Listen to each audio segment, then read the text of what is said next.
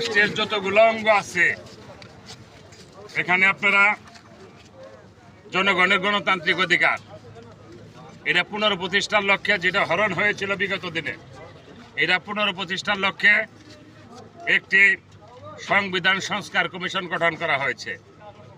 এই পয়েন্টগুলোতে রয়েছে সম্প্রীতিমূলক রাষ্ট্রসত্তা ও জাতীয় সমন্বয় কমিশন গঠন, অবাধ সুষ্ঠু ও নিরপেক্ষ নির্বাচন অনুষ্ঠানের লক্ষ্যে নির্বাচনকালীন দল নিরপেক্ষ তত্ত্বাবধায়ক সরকারের অধীনে যাতে নির্বাচন হয়, বিগত দিনের যে অধিকারটি সংসদে 1 মিনিটের মধ্যে পাশ করে দিয়ে ফ্যাসিস্ট সরকার পাশ করে এই 17 বছর তিনটি নির্বাচনে এই দেশের জনগণকে ভোটের অধিকার থেকে বঞ্চিত করেছে। তাই আমাদের নেতা এই 31 দফার মধ্যে উল্লেখ করেছেন, যখনই যে সরকার আসুক নির্বাচনের যখন সময় আসবে তখন তত্ত্বাবধায়ক সরকারের অধীনে একটি নির্দলীয় নিরপেক্ষ অবাধ সুষ্ঠু নির্বাচনের কথা উনি বলেছেন।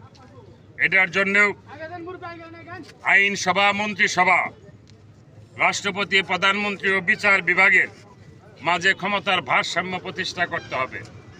সর্বদিক থেকে কথাটা হলো আমাদের যে শরীরের অঙ্গগুলো রয়েছে, হাত, পা, নখ, নাক, মুখ, চোখ, কান, আমাদের এই অঙ্গগুলা যার যার স্বাধীনভাবে চলাচল করবে, স্বাধীনভাবে আমরা এই অঙ্গগুলো কাজ করবে।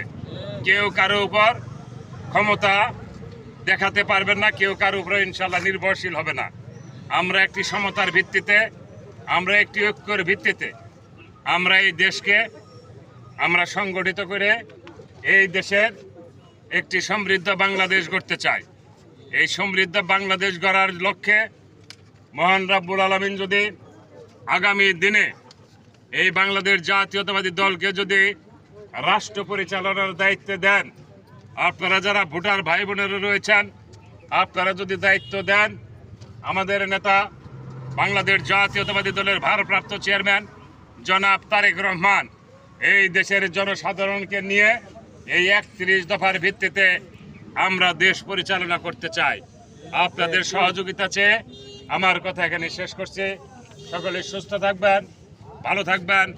বাংলাদেশ জিন্দাবাদ, বাংলাদেশ জাতীয়তাবাদী দল জিন্দাবাদ, শহীদ অমর হোক, খালেদা জিয়া জিন্দাবাদ, তারেক রহমান জিন্দাবাদ, ধানের শীষ জিন্দাবাদ, মরহুম ব্যারিস্টার আব্দুল সালাম তালুকদার বেহেশতবাসী হোক।